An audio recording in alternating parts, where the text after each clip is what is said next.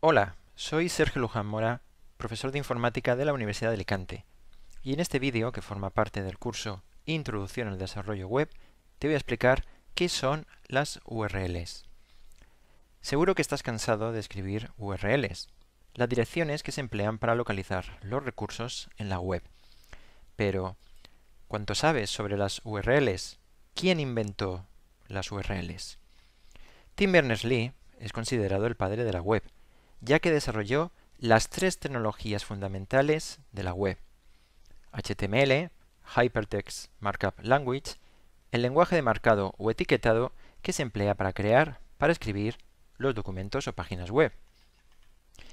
HTTP, Hypertext Transfer Protocol, el protocolo o lenguaje con el que se comunican el navegador y el servidor web, y que se emplea para transmitir los documentos web por Internet. URL, Uniform Resource Locator, el localizador de recursos uniforme, el sistema de localización o direccionamiento de los documentos web. En este vídeo te voy a explicar cómo funcionan las URLs. Este es el formato básico de una URL, aunque también puede incluir otros datos, como el nombre de usuario y la contraseña de acceso a un ordenador, el puerto de conexión o una combinación de todo lo anterior. Por ejemplo, esta URL está formada por estas partes: el esquema, la máquina, el directorio y el archivo. ¿Qué es el esquema en una URL? El esquema suele representar el protocolo, es decir, el mecanismo o método que se emplea para recuperar un recurso a través de una red de ordenadores. A veces, en vez de esquema, se emplea el término servicio. En el contexto de una URL son equivalentes. Los esquemas más conocidos son HTTP, HTTPS, FTP, Mail-to y File. Las URLs son un elemento básico de la web, ya que son las que definen los hiperenlaces o hipervínculos, y permiten definir el hipertexto, que permite relacionar información de diversas fuentes por medio de enlaces. Hay que ser muy cuidadosos a la hora de definir una URL.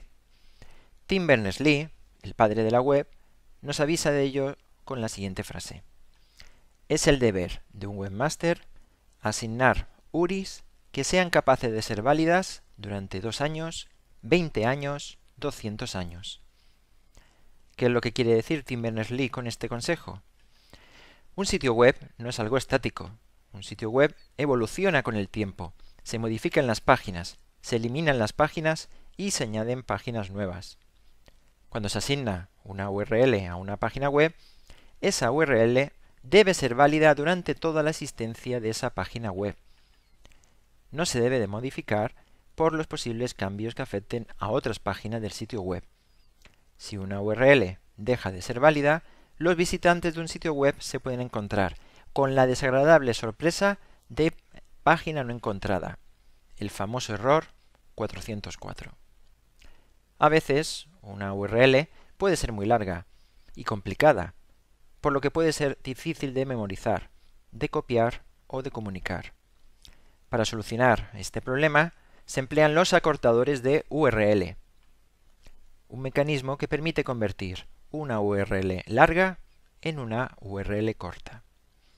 Estos sistemas se han popularizado en los últimos años debido a la aparición de sistemas como Twitter, que limitan la longitud de los textos que se pueden escribir.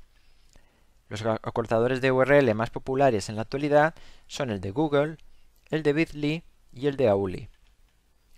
Hay más cosas que deberías saber sobre las URLs. Por ejemplo, deberías saber qué son las URLs amigables y por qué son importantes. Pero eso te lo dejo como ejercicio para que lo investigues. Ya por último, una precisión. Desde 1994, en los estándares de Internet, el concepto de URL ha sido incorporado dentro del más general de URI, Uniform Resource Identifier, en español, identificador uniforme de recurso. Pero el término URL aún se utiliza ampliamente. Ya para terminar, me gustaría recordarte algunos de los sitios web en los que puedes encontrar más información sobre mí y sobre mi trabajo. Muchas gracias por tu atención.